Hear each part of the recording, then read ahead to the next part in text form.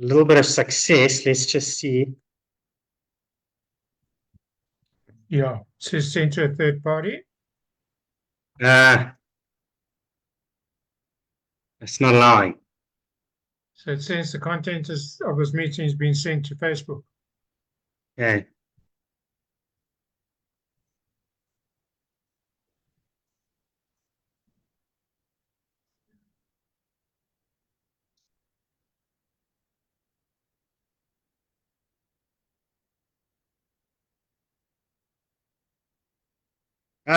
We are, I can see we are live. Okay, so you're going to send that to me on WhatsApp. Yes. Let me just make sure that I have everything correct.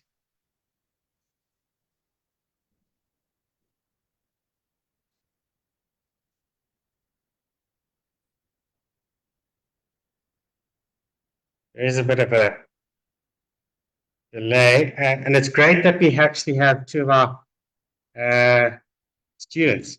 Kagiso, you are a student. Yes, I am. How's it, Kagiso? Nice to meet you. Likewise. Okay. Good on yourself? So, very good, very good. So welcome to conversation. I see Andre has shared it, John. So we are good to go. So welcome, Kagiso. Welcome, Bless, and welcome everyone out there to the Mabili webinar. What we're going to do is just have a conversation around cracking the code to career success and what that actually means. And Bless and Kagiso, if you've got some questions, don't hesitate to ask. Otherwise, we'll continue with it is. This is more or less just a conversation. And the main reason is obviously cracking a code to a career success. And everyone may be thinking, how is that valuable to me? What's the purpose? Why should I actually care? The main reason, obviously, is we all have a career and we spend half our lives in that career. Research indicates that we spend up to 90 hours during our lives in our careers working and trying to make a success, if not making a success. So that's where we're going. My name is Brendan Shaw. I'm the CEO of Mabili. I'd like to introduce John. He will be chatting with me and giving some insight into his career, where he's gone, and going forward from there. So welcome, John. Why don't you give us some short insights into your career and what you've done? Great. Thanks, Brendan. Thanks for the opportunity. Yeah. I've been involved in career success for a very long time in different forms. We've been involved in placing people at different levels, including C-suite chief executives. We've been involved in reward, which is pay and incentive. We've been involved in HR consulting work. We then transitioned into technology for recruitment, video interviews, applicant tracking systems. And in 2018, we started the first online school in South Africa, Teneo. And by 2021, we had nearly 8,000 students. And in 2023, we sold it to private equity. And now we're back in Mabili, and we're looking at career success. We're looking at in-demand skills, in-demand jobs, and we're in our meeting here wanting to share with you how to crack the code. Interesting. Awesome. I remember those days. There was one stage when we were working on Teneo. It was actually prior to COVID. And at one stage, we had about 1,800 students. And the world was, they didn't adapt to online schooling very quickly. It was a crazy idea. But we continued with it, and at the end of the day, it worked out for a lot of students. It depended on what type of individual you were, how you excelled, and so on. And that's really one of the main things that we're going to talk about here is the key drivers as well. And that goes from school into career. And one of those key drivers is obviously your interest. You need to be interested in a career. We all hear about everyone having Monday blues and thinking about the weekend and worrying about the weekend and not necessarily knowing what they're going into during the week. And there's an age-old story saying that if you've got Monday blues, then you're not doing Monday right. And if you're not doing Monday right, then you're possibly not in the right space or not interested in it. The second one that is a very key driver is your aptitude. And that means your ability to be able to perform the task, whatever task that may be. And a lot of the times your aptitude leans you towards your career, the skill set you're moving towards. And talking about skill set, lastly, there is in-demand jobs. Now, that is a main focus right now. We are obviously being in the tech space right now. One of the key drivers that we're going to talk about is the in-demand jobs in the tech space and the need for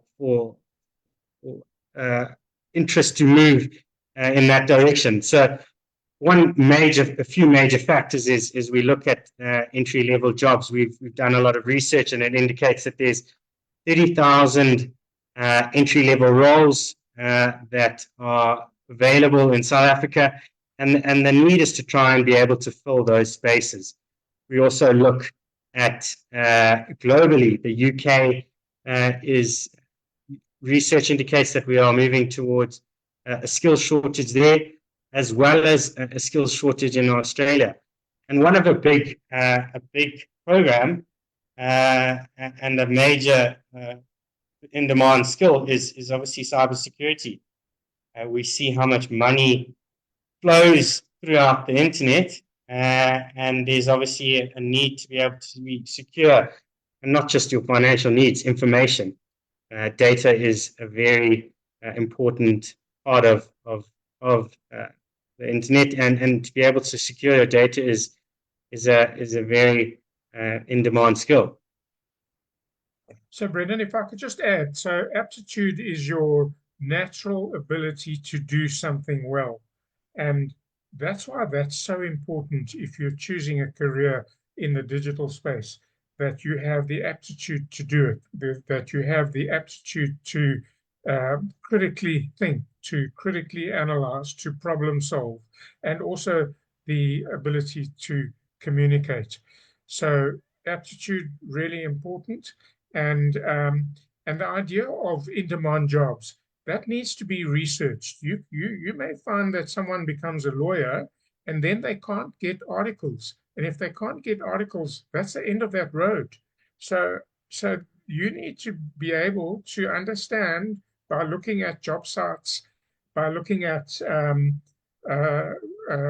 job postings and the market generally, to understand whether there are actually jobs available in the field that you're wanting to invest in.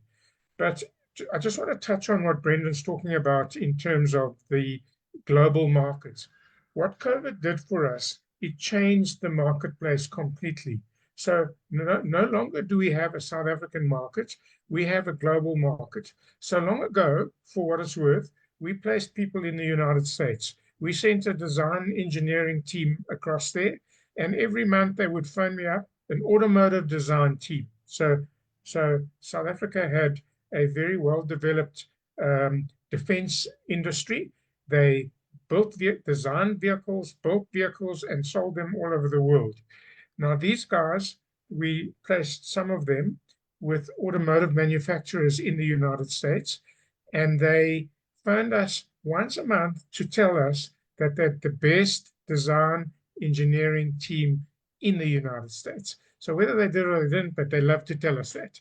They also then set up a design engineering team in South Africa to work remotely for their customers in the United States. But what COVID did is it made remote work normal, just like COVID made our school normal. That's what Brendan was trying to tell you. We only had Yes, 1,000 students. And the next thing we had 8,000 students. We couldn't handle the number of students coming in a day, 150 new students every day. It was just like too much to cope with. Anyway, that's what COVID did. So COVID has changed the way that we work. Nelson Mandela changed many, many things, but he also changed the way we dress. So that formal look that we used to have, tie and a suit and all that stuff, he, by his actions, he just canned that. So he never wore those things. He used to wear Madiba shirts, and then everybody followed him. He was a leader. Everybody followed him. So I'm just trying to emphasize the importance of interest, aptitude, and in-demand jobs. So you need to find yourself and put some energy into that stuff. Exactly. And with that being said, the next question is do we need to go to university to find these in-demand jobs? And the answer is no. We don't all need to go to university. You could go to culinary school. You could go to any institution that doesn't need to be a university. Universities are, you could say, a bit of an age-old idea. If you look at UKZN has 200,000 applicants a year. Now, that's not necessarily in the tech space, but that's just one university within the country. Now, in order to ensure that you go to university, you need to be able to have a number of certain aspects. You need to be able to afford it. You need to be able to be within that current location. And now that can make it difficult for everyone. And that's really what we are able to do moving forward. Our programs are internationally certified. They are remote, and they are affordable. Now, John can give a little bit more insight into the international certification.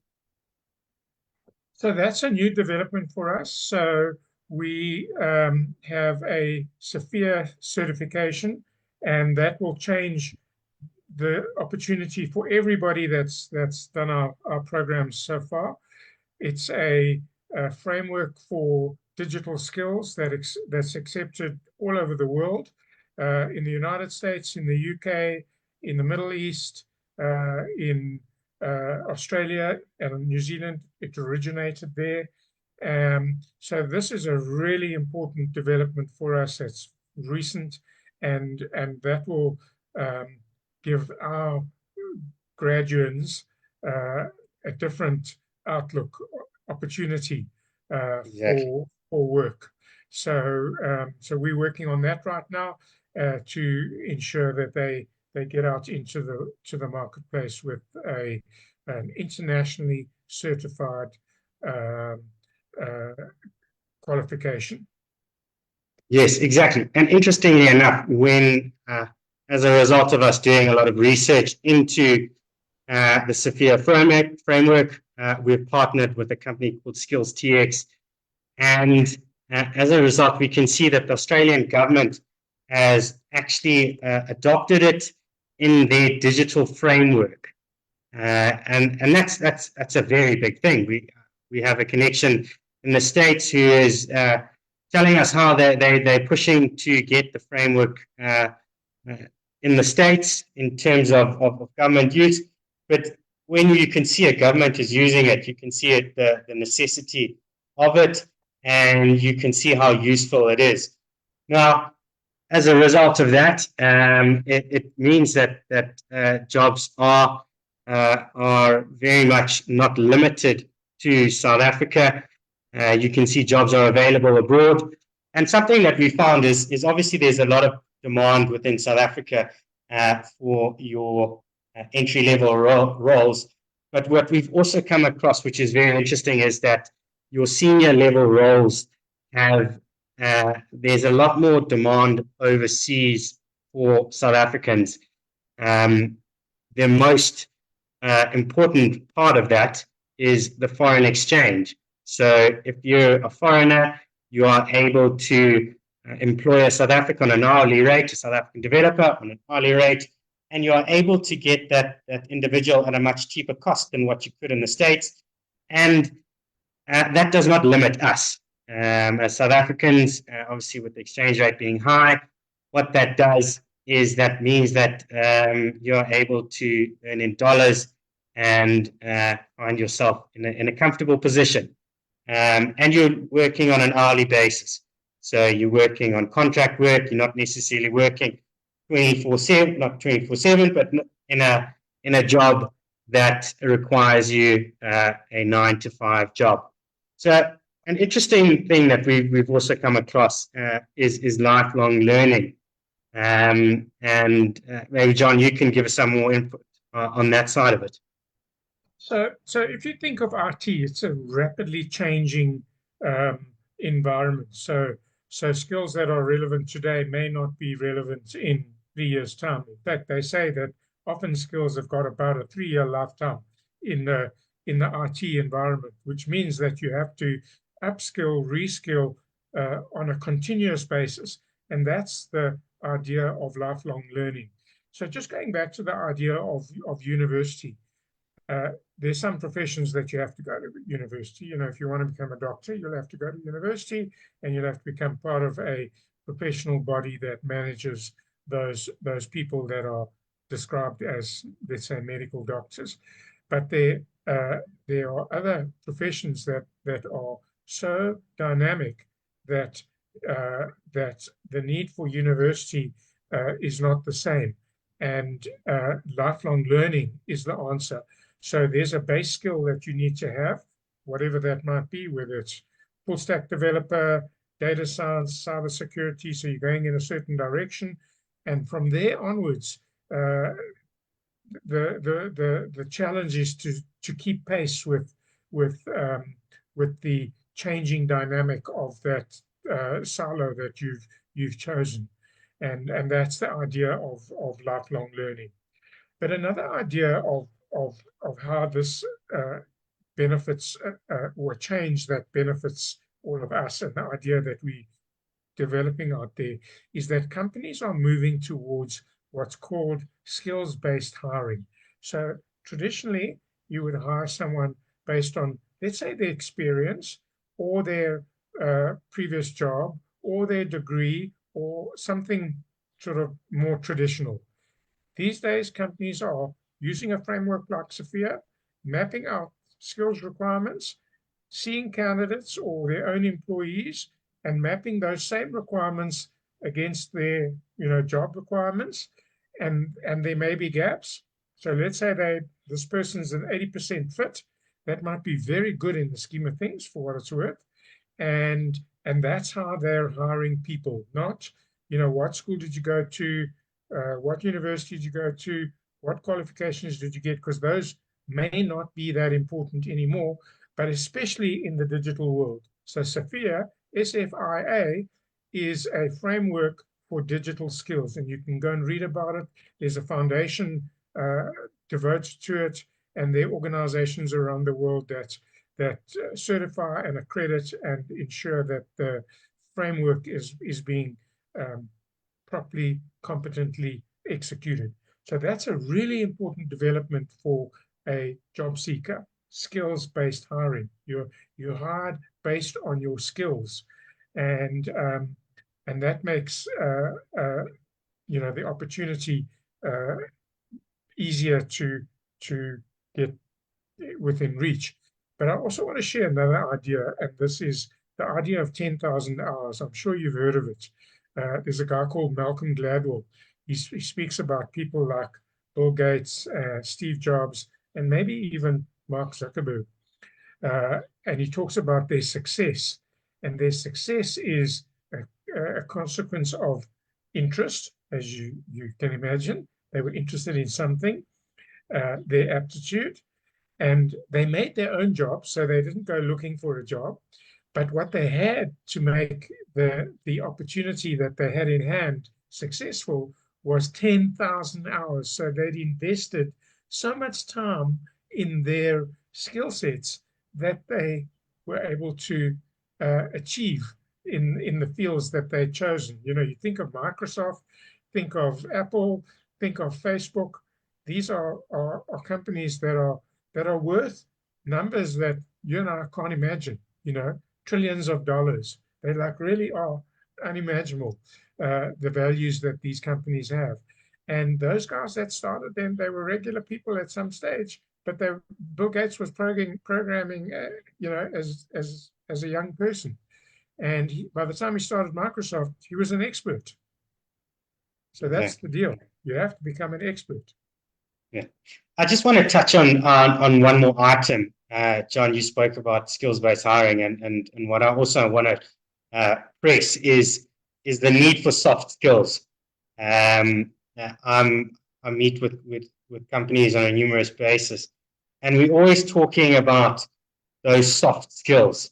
Although the technical skills are very much what is going to get you the job in terms of being able to get in and execute the task. Now, if you obviously don't have those technical skills in that specific field, and I'm referring potentially if it's C#, PHP, or anything like that, if you're lacking in that technical skills, then it's a bit difficult to go in and execute the task. But one of the most important ones is the soft skills.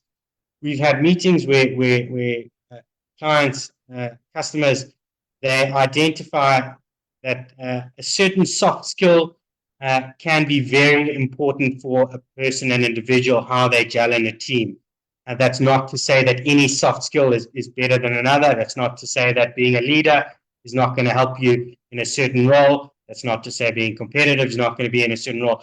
But it's very interesting to understand that how significant your soft skills is.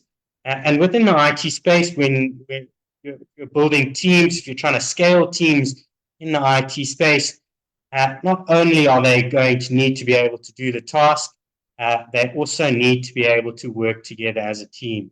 And that is a very important part of skills-based hiring, and something that we measure when we look at our students and our candidates moving forward. To end off, I'd like to, John, if you have any, Blessed, you've got a question. Fantastic. Can I ask a question about skills-based hiring, right? Yes. In relation to South Africa, like, is this something that like South African companies are moving towards? Because I see a lot of like job applications, they'll require you to have like a year, at least a year of experience for entry-level role. That's what I've seen most of the time. Yes. So is So it that's a tricky one. So that's always the question. That's a chicken and egg question. How am I going to get a year's experience if I don't have a job? Now, there's obviously graduate programs that we've obviously worked with, and Best, I'm sure you've received one of the mails regarding the graduate programs that we're working with. If you haven't, then you and I will let's have a chat afterwards. But if the job application is going to require a certain skill set, now you're going to need to make sure that what you've learned and that what you're applying for correlates with that skill set and that job application. Now, the experience, that is a tricky one. You do find that sometimes that is added, but there is times where you need to explore it nonetheless and see where it goes from there. okay? And then, But Blessed, we also think that the SAPIA certification is going to make a difference. oh, okay, that's what I wanted to ask about next. So thank you. It's an international body that is well regarded around the world, and yeah, we think that'll make a difference. All right. Exactly. Thank you. So I think that's everything from us. I hope everyone enjoyed our short chat. We didn't want to make it too long to get our point across, but thank you for joining, and we hope to hear from you soon. Have a great evening and have a great weekend to come. Thank you. Thank you. Cheerio. Thank you.